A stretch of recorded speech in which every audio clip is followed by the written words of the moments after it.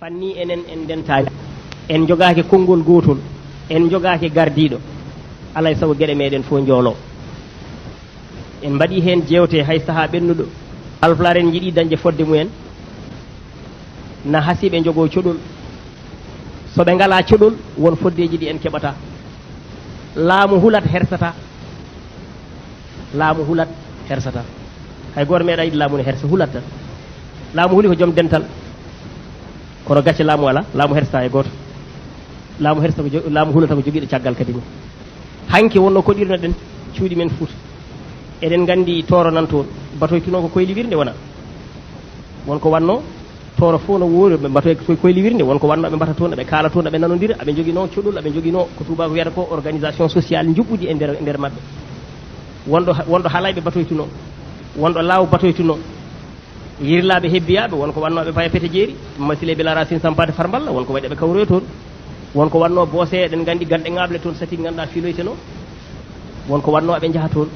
ngenaar ne joginoo batirde damga ine joginoo batirde kono ɓe fof so ndenndi Fuuta fof kadi ne joginoo batu sabu deniyanke o so laamima waɗaama satigi on ɗon sahaa kanko haalta innde Fuuta almami o joginoo ko jaagorɗe aaleɓe ɓe ngannduɗaa hoore ma aali dunde e aali mamoudou ali ko wayi noon en jarani on fannu kono ko addanno almami fiileede ko haala e innde Fuuta fof ko haa Fuuta jogoo coɗon almami Abdoul Kadiri nde o haɓɓi dimaɗi o ummi ngannduɗaa hoore ma koɓɓillo ambo faytuno ko biyeteɗo bungowi nan dayete seera bambe bungowi wonande ɓe ngannda bungowi nan ɗa e seera bambe ambo haɓoye toon e damel amari ngone ndela Coumba Diary ko pucci gaji kaɓɓa ndewe makko waɗi ɗum ngannduɗa ko haalanno kay inde Fuuta fof nde tubakoɓe ngari ne mbiɗen nde fergitanne nde gila nde nde janɗen nde ene ummitaki sabu gonga arɗoji ne ngoodi hannde joomuji ne ngoodi ceerno wuro kaari ne woodi éliman wuro kaari ne woodi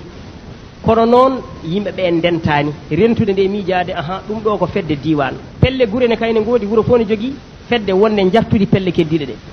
kono sinno ko sago wuro fof so jogiimo fedde wonde jartude pelle keddiɗe ɗe yo taw diwan o kadi ne jogii fedde nde ngannduɗaa ine rentini diwan o fof wiye diwan halayɓe o fedde muɗum ko kaari ardi ko kaari rewi hen ko kaari jogii ɗum diwan ngannduɗaa halayɓe o ko kaari diwan laawo ko ni diwan yirlaaɓe heɓɓiya diwan to yaara noon haa boose haa ngenaar haa damga so yehi haa wayi noon haa juuti ma won fedde nde ngannduɗaa ma huftidin Fuuta fof so yehi haa ɓooyi ma won fedde nde ngannduɗaa kala biyowo mbimi ma jeeye nden fedde en mbiyani eɗen mbaɗa fedde eɗen kefta ndimagu men sabu eɗen gonde ndimagu men en tetaka ɗum en mbiyani yen ƴettu petalaji eɗen pella walla eɗen kapto walla eɗen namno ken potadi namnade soko noon hay colli so mbaɗi lillungal ndenti tan kuule kono so yimɓeɓe en ndentani ala sago gueɗe mabɓe fof pafata en ndentani hande o lebunkoɓe nanɗa ndenti aɓe piɓodiri ha tiiɗi koɓe jiiɗi fof ɓe keeɓa sen jii bandiraɓe men muriɗen ɓe dañi koɓe dañi ko ɓe jogui ko kaalowo goto e inde mabɓe goto fof ina haala banggue muɗum e nder famille aji ɗi kono noon kay so halifa o haali hen goto fof o ni wiyata wadde koɓe jiiɗi fof ɓe keeɓa enen noon ko ngel wari men ngal wari men ɗum joguiɗen